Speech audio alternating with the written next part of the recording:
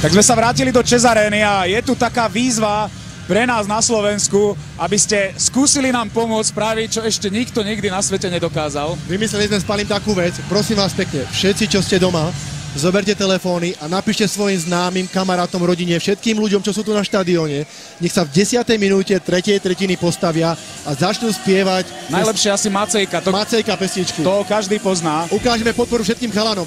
My dávame vám na Slovensku signál, vy dáte signál ľuďom na štadión a spolu to zvládneme. A veríme, že túto energiu, tento dobrý pocit dokážu naši hráči zužitkovať. Skúsil to teraz Jurčo ešte v takom maličkom predstihu.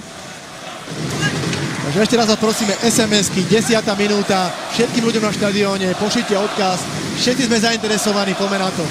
Ukážme, že Slovensko je naozaj v Ostrave doma, ukážme, kto je tu pánom.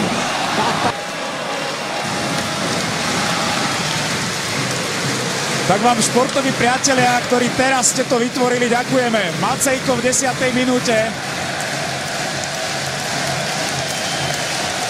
Dokázali sme niečo úžasné, vy ste to dokázali a my chceme veriť, že to podporia aj hráči na ľade.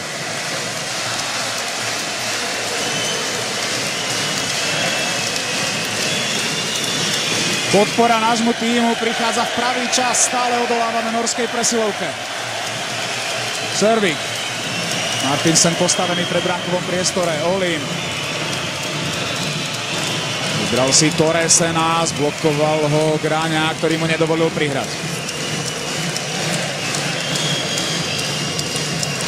Výborne Baranka narušil kombináciu. Olimbová prihrávka skončila v Toresenovej moci, ale až za bránkou.